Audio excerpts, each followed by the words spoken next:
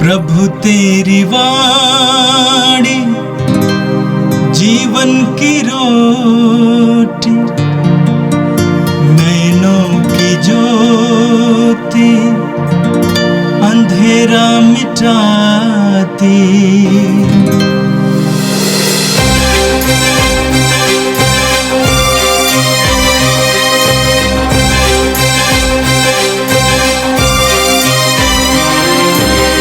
प्रभु तेरी वाणी जीवन की रोटी, नैनों की ज्योति अंधेरा मिटाती।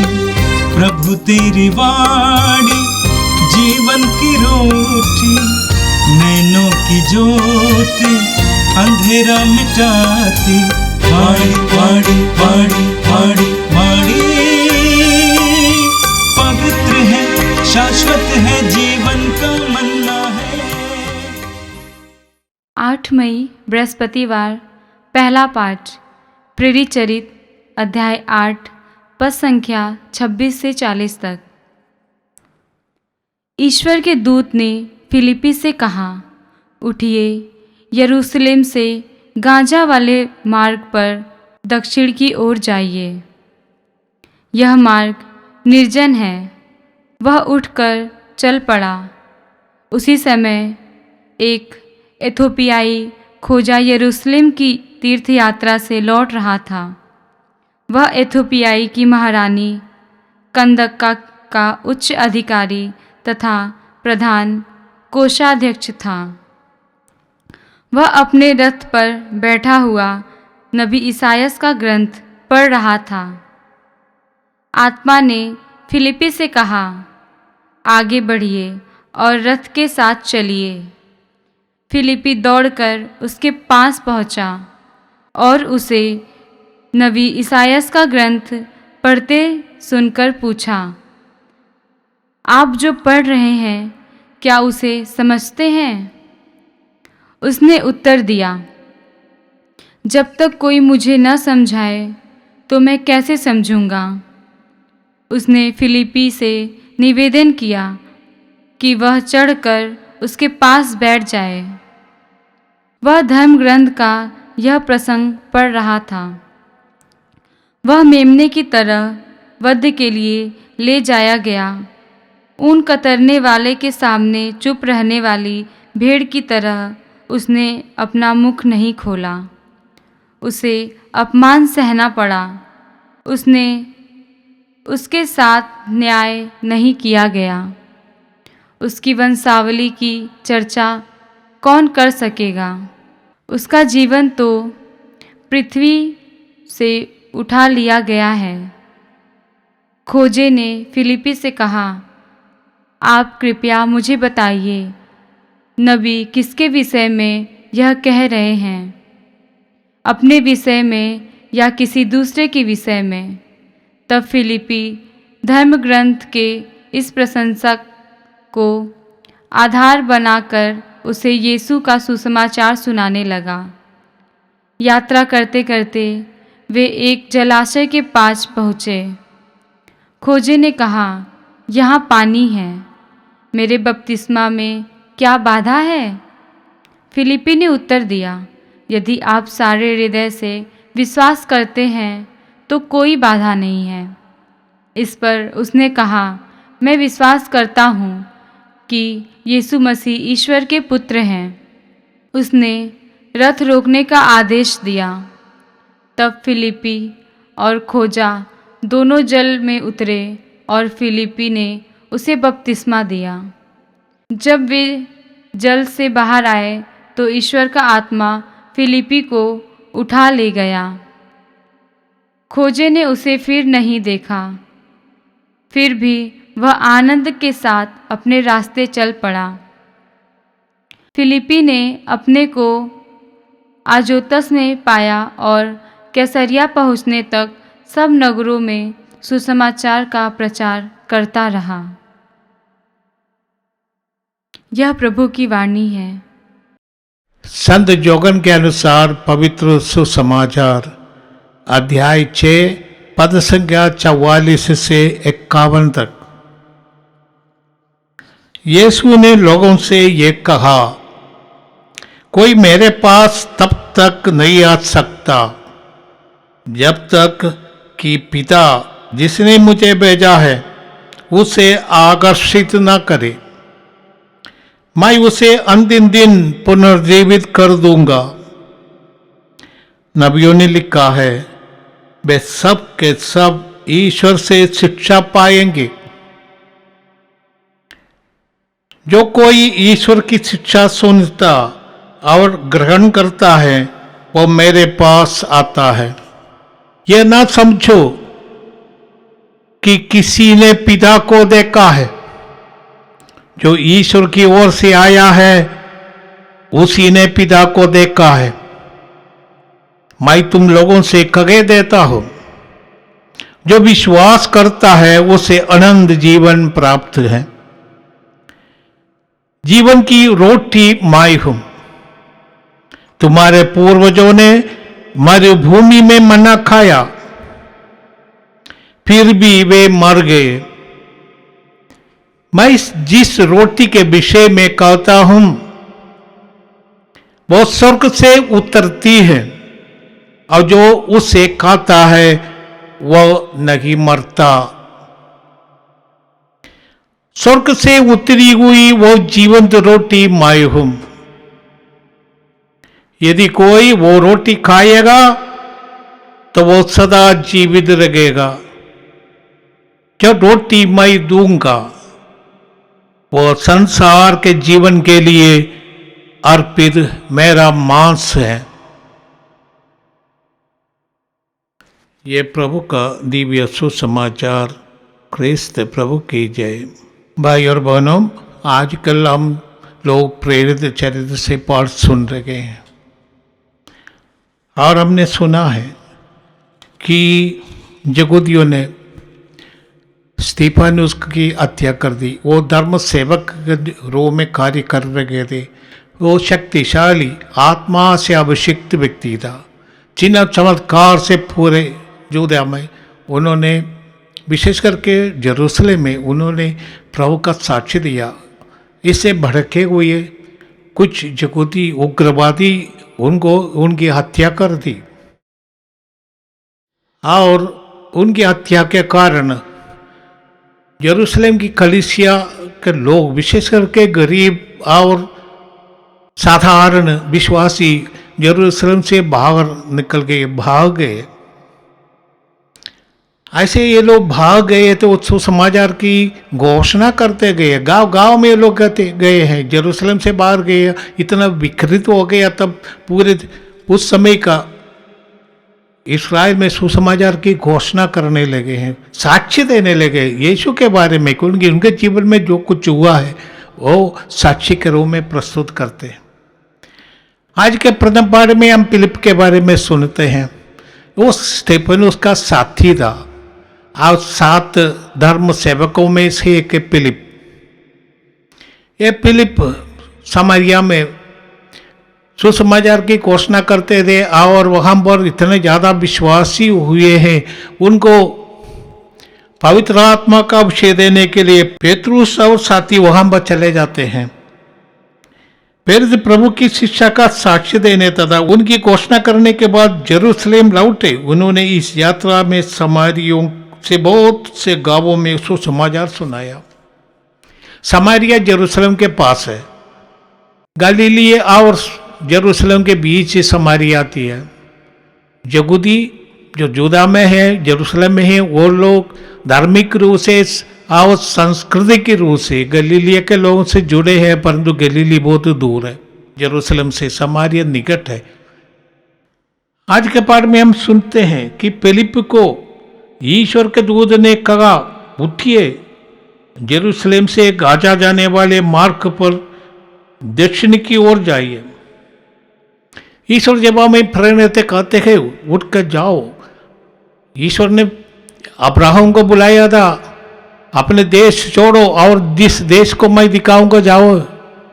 प्रभु यीशु ने अपने शिष्यों से कहा, जाओ, संसार के कोने कोने में जाओ, सुसमाचार की सेवा करो, घोषणा करो।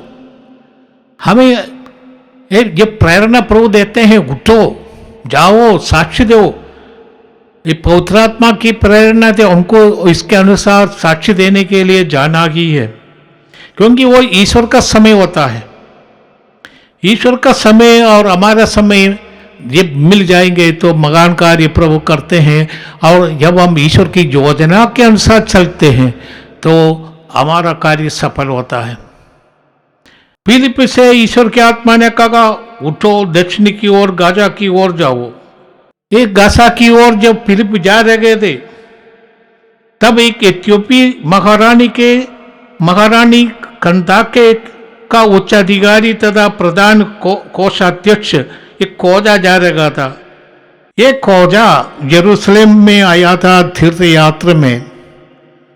हम जानते हैं विधि विवरण अध्याय 23 पद संख्या 2 के अनुसार जो नपुंसक है, ऐसे लोगों को मंदिर के अंदर जाकर प्रार्थना करने की अनुमति नहीं है। परंतु ये खोजा यदि भी वो विदेशी है, यहूदी नहीं, परंतु प्रभु पर आस्था रखने वाले हैं, इसलिए वो मंदिर में आया था। और जंडाइल्स के लिए अलग जगह होता है यहूदियों का मंदिर में, शायद वहाँ रहकर ईश्वर की आराधना के लिए संतुष्ट होकर जाते हैं, क्योंकि आस्था के कारण वो आए थे, प्रभु पर निष्ठा रखने वाले थे। आप पवित्र स्थान की वो तीर्थ करके वापस जा रहे थे और उनके हाथ में पवित्र ग्रंथ था, उनके हाथ में यशायाह नबी का ग्रंथ था। और इस व्यक्ति के साथ वो ग्रंथ था और वे पाठ पढ़ रहे थे। वो अपने रथ पर बैठा हुआ नबी यशायाह का ग्रंथ पढ़ रहा था। फिलिप से पवित्र आत्मा ने कहा, तुम जाओ, उनके पास आओ। अब फिलिप ने उनसे छुड़ा। वो पढ़ रहे थे, वो मेमने की तरह वध के लिए जाया गया। वो उन कतरने वाले के सामने चुप रहने वाली भेड़ की तरह उसने अपना मुख नहीं खोला। ये सब यशायाह नबी के ग्रंथ से, और इसमें लिखा है, उसे अपमान सहना पड़ा, उसके साथ न्याय नहीं किया गया, उसकी वंशावली की चर्चा कौन कर सकेगा, उसका जीवन पृथ्वी पर से उठा लिया गया। एक पाठ हम गुड फ्राइडे को भी करते हैं। ये यीशु के बारे में यशायाह नबी का ये भविष्यवाणी है। और ये खोजा ये पढ़ रहे थे, पर फिलिप ने उनसे पूछा कि आप समझते हैं आप क्या पढ़ रहे हैं? वो बोलते हैं कि हमको क्या पता है, क्या नबी अपने बारे में बोलते हैं या किसी दूसरे के बारे में? तब खोजा ने फिलिप से कहा, ये खोजा है, ये इथियोपिया की रानी का खोजा है। ये इथियोपिया का कोषाध्यक्ष बोल सकते हैं, फाइनेंस मिनिस्टर। ये ऐसा कार्य इसलिए महारानी के साथ काम करने के लिए खोजा को रखता है, क्योंकि कोई गड़बड़ ना हो जाए, इस वजह से होगा। इसलिए वो शक्तिशाली व्यक्ति है, गणमान्य व्यक्ति, एक साम्राज्य का वो कोषाध्यक्ष के रूप में है। उसने फिलिप से कहा, आइए मेरे साथ बैठिए अपने रथ पर। फिर वो फिलिप को आमंत्रित कर बैठा दिया और ये पूछते रहे कि आप इसका मतलब समझाइए।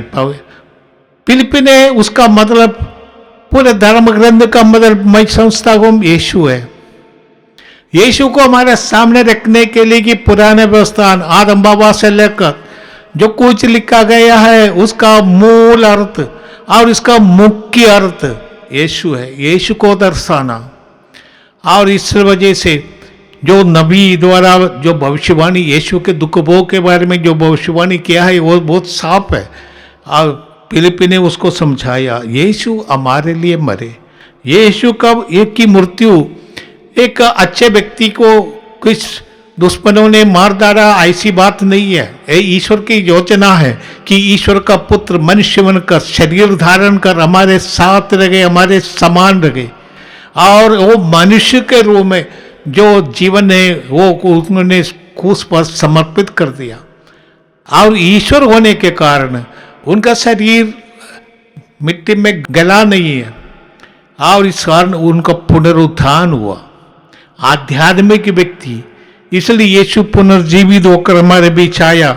इन बातों को फिलिप ने अपनी बुद्धि के अनुसार अपने शब्दों में उस खोजा को समझाया। आओ गोजा में विश्वास आ गया।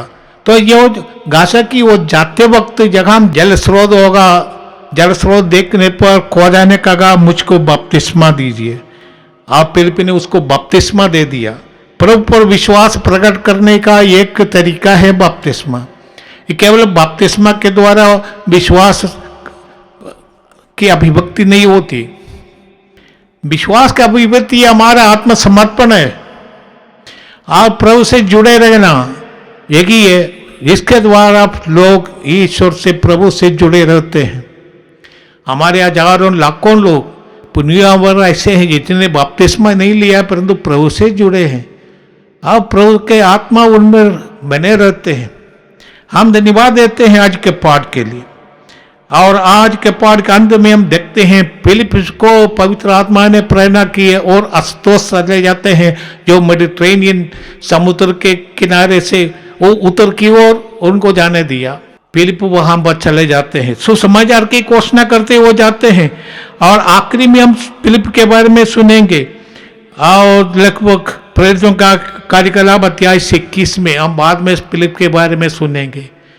फिलिप ने अपनी जिम्मेदारी पूरी करते, ईश्वर के प्रभु के साक्ष्य देने के लिए, ईश्वर के वचन लोगों को सुनाने के लिए, अभिषिक्त लोगों को ये जरूरी है कि वो प्रभु के सुसमाचार सुनाए, उसके लिए अपने जीवन समर्पित करे।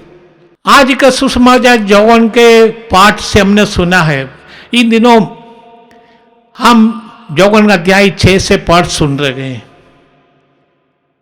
यीशु ने 5 रोटी से 5,000 लोगों को खिलाया था। आज ये यहूदियों पर इसका थोड़ा असर लगा। खाने के बाद लोग सोचे कि यीशु को राजा बना देंगे, यीशु के पीछे पड़े थे। यीशु ने कहा तुमने रोटी खाई इसलिए मेरे पास आए हैं, परंतु जो रोटी मैं दिया वो केवल शरीर का रोटी है, परंतु तुम्हें मैं अनंत जीवन की रोटी देने वाला हूं। विश्वास करने वाले तो आज के पाठों में आप इसके बारे में सुनते हैं। आज जो पाठ हमने सुना है, यीशु ने उनसे कहा कोई मेरे पास तब तक नहीं आ सकता जब तक कि पिता जिसने मुझे भेजा है उसे आकर्षित नहीं करता।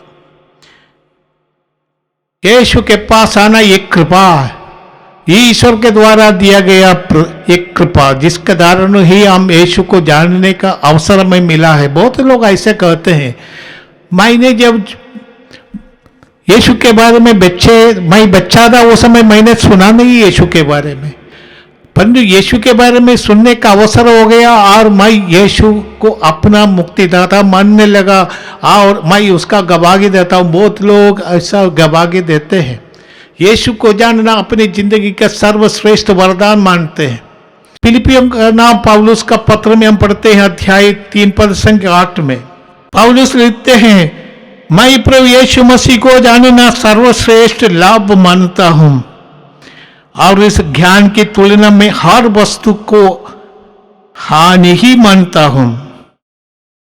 उन्हीं के लिए मैंने सब कुछ छोड़ दिया और उसे कूड़ा समझता हूं।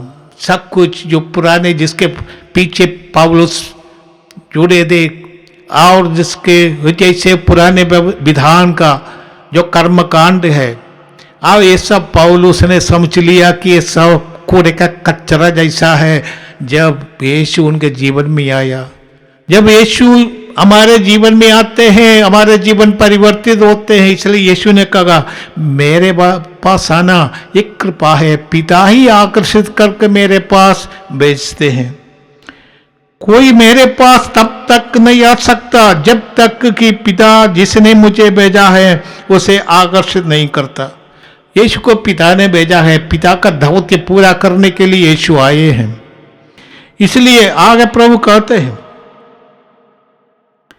मैं उन्हें अंतिम दिन पुनर्जीवित कर दूंगा। ये पक्का गारंटी है। विश्वासी जो यीशु को अपनाया है उनको यीशु वादा करते हैं अंतिम दिन मैं उनको पुनर्जीवित कर दूंगा। इसका अर्थ है वो अनंत जीवन का पात्र है। जीवन की पूर्णता में यीशु में मिलती है। जैसे प्रभु यीशु ने कहा यौहन का सुसमाचार अध्याय 10 पद संख्या 10 में, मैं इसलिए आया हूं कि वे जीवन प्राप्त करे, वे परिपूर्ण जीवन प्राप्त करे। ये यीशु हमें परिपूर्ण जीवन देने वाला है, वो अंतिम दिन हमें मृतकों में से पुनर्जीवित करने वाला है। इसलिए प्रभु ने कहा था लाजरुस के, जब यीशु ने लाजरुस को पुनर्जीवित कर दिया तो उस समय यीशु ने कहा पुनरुत्थान व जीवन मायु। यीशु आज अपने ये जुगुदियों से कहते हैं कि नबियों ने लिखा है वे सब के सब ईश्वर से शिक्षा पाएंगे। इसियास नबी अध्याय 54 पद संख्या 13 में हम पढ़ते हैं। और यिर्मयाह नबी अध्याय 21 पद संख्या 33 में हम पढ़ते हैं, मैं अपनी आत्मा उनके अभ्यंतर में डाल दूंगा। ईश्वर अपने आत्मा के द्वारा लोगों को नया बनाना चाहते हैं। बाह्य रूप से धर्म कर्मकांड से कुछ नहीं होगा, आंतरिक परिवर्तन नहीं होगा, कृपा नहीं मिलेगी। कृपा में मिलते हैं ये ईश्वर के देन से। हम कब्जा नहीं कर सकते ईश्वर को। हम मिठाई चढ़ा के या पैसा देकर या अगरबत्ती या मोमबत्ती जलाकर ईश्वर को अपने कब्जे में नहीं कर सकता। हम 100 बार जैसे कोई माला बिंदी जबे और उसको खंडस करके तोता के जैसे प्रार्थना करने से ईश्वर की कृपा का हम पात्र नहीं बनता, केवल हमारी संतुष्टि होती है। परंतु जब ईश्वर का वचन हमारे अभ्यंतर में है, ऐसे प्रभु ने कहा यदि मेरी शिक्षा तुम में बनी रहती है तो मेरा शिष्य हो। जब ईश्वर का वचन हमारे जीवन को प्रभावित करता है, अभ्यंतर में है, और हम तब नया बन जाते हैं। निकोडेमुस से यीशु ने एक ही कहा था, नया बनना कि नया जन्म लेना। ये तभी हो सकता है, ये कृपा की बात है जब हम पवित्र वचन को ग्रहण करेंगे, उसके अनुसार जिएंगे। जो शब्द शरीर धारण कर हमारे बीच निवास किया, उसी तरह हम भी उस शब्द को, पवित्र वचन को अपने अभ्यंतर में ग्रहण करेंगे, शिक्षा पाएंगे, उसके अनुसार जीने लगेंगे, तब हम नया व्यक्ति बन जाता है। जो ईश्वर की शिक्षा सुनता है और ग्रहण करता है वो मेरे पास आता है। और आगे प्रभु कहते हैं, ये ना समझो किसी इंसान ने पिता को देखा है, जो ईश्वर की ओर से आया है उसी ने पिता को देखा है। यूहन्ना का सुसमाचार 1 पद संख्या 18 में, यूहन्ना का सुसमाचार अध्याय 1 पद संख्या 18 में हम पढ़ते हैं, किसी ने कभी ईश्वर को नहीं देखा, पिता की गोद में रखने वाले एकलौते ईश्वर ने उसे प्रकट किया है। यीशु ही पिता के गोद में बैठने वाला है। ईश्वर, इसका अर्थ है कि ईश्वर को जानने वाला, गहराई से जानने वाला यीशु है, ईश्वर का अनादि शब्द है। वही जिसने पिता को देखा है वही हमें पिता के बारे में बताते हैं। यीशु ने अंतिम बयालू के अवसर पर शिष्यों से कहा, फिलिप से कहा, फिलिप जो मुझको देखता है वो पिता को भी देखता है। प्रभु ने यहूदियों से कहा, पिता और मैं एक हूं। और क्योंकि पिता के बारे में पूरा जानकारी, ईश्वर का पूरा जानकारी हमें यीशु से पाता है, इसलिए प्रभु ने कहा जो ईश्वर की ओर से आया है उसी ने पिता को देखा है। मैं तुम लोगों से यह कहता हूं, जो विश्वास करता है उसे अनंत जीवन प्राप्ति है। अनंत जीवन की कुंजी विश्वास के द्वारा है। विश्वास है आत्मसमर्पण। विश्वास है कुछ ऐसे कुछ भावनाओं को अपनाना नहीं है, अपने जीवन को बदलना है। विश्वास का असर एक रहता है और तभी अनंत जीवन का प्राप्त हो जाएगा। और आगे प्रभु कहते हैं, जीवन की रोटी मैं हूं। जब यीशु कहते हैं मैं हूं, मैं जीवन की रोटी हूं। यहूदी यीशु से कहते थे कि हमारे पूर्वजों को मूसा ने ऊपर से स्वर्ग से रोटी दिया, मन्ना खिलाया था, वो आकाश से आया था। प्रभु यीशु 2 दिन पहले पाठ में हमें सुनाया था, जो रोटी मूसा ने खिलाया वो स्वर्ग की रोटी नहीं है। वो रोटी आपको आपका शरीर के लिए दिया है भोजन, और आपका शरीर पुष्ट हो गया, बाद में मर गया, मिट्टी में मिल गया। परंतु जीवन की रोटी जो आपको अनंत जीवन प्रदान करता है, वो रोटी प्रभु यीशु है। इसलिए प्रभु कहते हैं जीवन की रोटी मैं हूं। तुम्हारे पूर्वजों ने मरुभूमि में मन्ना खाया, फिर भी वे मर गए, परंतु जो रोटी मैं कहता हूं, जो ऊपर से आया वो प्रभु यीशु, वो अनंत जीवन का स्रोत, वो ईश्वर का वचन। जैसे हम जौगन के सुसमाचार अध्याय 1 पद संख्या 1 में पढ़ते हैं कि वो आदि में शब्द था, वो शब्द ईश्वर के साथ था, वो शब्द ईश्वर था। आओ जौन आगे कहेंगे अध्याय 1 पद संख्या 14 में, शब्द ने शरीर धारण कर हमारे बीच निवास किया। वो शरीर धारण करने वाला आनंद जीवन का स्रोत यीशु आज यहूदियों को बताते हैं कि जीवन की रोटी मैं हूं।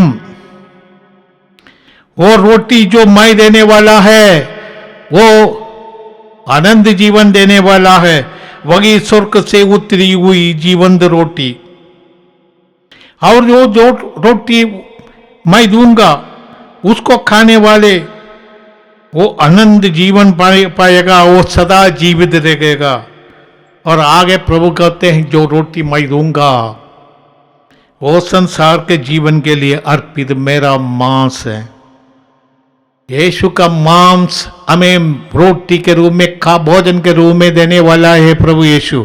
ये परम प्रसाद की स्थापना के बारे में है और इसके बारे में चर्चा प्रभु आगे करते हैं। और हम जानते हैं प्रभु कहते तुमको चबा चबा कर खाना है, मैंने आपको असली में वो भोजन के रूप में लेना है। और इस बात को सुनकर बहुत यहूदी यीशु के साथ छोड़ दिया और बहुत शिष्य भी छोड़ दिए, क्योंकि प्रभु ने जो कहा वो इतना उनके लिए इतना अस्वीकार्य बात है। परंतु प्रभु ने जो कहा प्रभु ने इसको पूरा किया। वो शरीर कालवरी पर हमारे लिए तोड़े गए, वो खून हमारे लिए बगाए गए। वो प्रभु यीशु हमें पवित्र परम प्रसाद के रूप में, यूक्रिस्ट के रूप में देते हैं। वो हमारे लिए जीवन की रोटी है। जो रोटी खाता है उनका जीवन को परिवर्तित करना है, नया बन जाना है। ये नहीं कि हम जाकर कम्युनियन ले ले और विश्वास के द्वारा उस कम्युनियन जब हम स्वीकार करते हैं हमारे जीवन में परिवर्तन आना चाहिए, हम नया बनना, एक साथ हो जाना। यीशु के शरीर हर हम एक साथ हो जाएंगे और इस परिवर्तन का अनुभव है। आइए हम धन्यवाद देते आज के दोनों पाठों के लिए। हम प्रार्थना करें। प्रभु हम धन्यवाद देते हैं, आदि कलीसिया में जितना प्रभावी रूप से आत्मा का अभिषेक होता था, आप प्रेरित आत्मा से प्रेरित होकर पूरे दुनिया में गए थे। आज हम जानते हैं फिलिप्पी ने जिस तरह खोजा को विश्वास का वरदान दिया। हर विश्वासी की जिम्मेदारी होती है अपने जीवन का अनुभव, विशेष करके विश्वास का अनुभव एक दूसरे को दे, एक दूसरे को आगे बढ़ने में सहायक बने। ये प्रभु हम धन्यवाद देते हैं आज के सुसमाचार के लिए, जहां हम यीशु अपने बारे में यहूदियों को समझाते हैं। वो केवल पेट के लिए रोटी की खोज करते आए थे। प्रभु ने कहा तुम ऐसे पेट की पूजा नहीं, तुम्हें तुम्हारे आत्मा की पुष्टि के लिए काम करना है। आत्मा आनंद है और ये अनंत जीवन का स्रोत प्रभु यीशु है। और प्रभु यीशु कहते हैं जो मुझे खाता है वो मुझ में निवास करेगा, वो अनंत जीवन प्राप्त करेगा। ये प्रभु परम प्रसाद के बदले हमारा निष्ठा को बढ़ाए, हमारा विश्वास बढ़ाए और परम प्रसाद हम जो हृदय से ग्रहण करें। जो हृदय से ग्रहण करने से हमारे जीवन में परिवर्तन होता है। इस मगान दान के लिए, परम प्रसाद की मगान दान के लिए हम धन्यवाद देते हैं। आप प्रभु पूरी कलीसिया को एकजुट करने वाला है परम प्रसाद का वरदान। और जब हम विश्वासी एक साथ हो जाते हैं, वो यीशु के पवित्र नाम पर इकट्ठे हैं और रोटी तोड़ने पर जैसे एमाउस के शिष्यों का अनुभव हुआ, वो यीशु को देखते हैं। हम भी ये प्रभु एक दूसरे में प्रभु की उपस्थिति को जाने और हम विश्वास में बढ़ते जाए और जीवन में परिवर्तन आते रहे। ये प्रार्थना हम करते हैं हमारे प्रभु क्रिस्त के द्वारा, आमीन। प्रभु तेरी वाणी जीवन की रोटी, नैनों की ज्योति अंधेरा मिटाती वाणी वाणी वाणी वाणी वाणी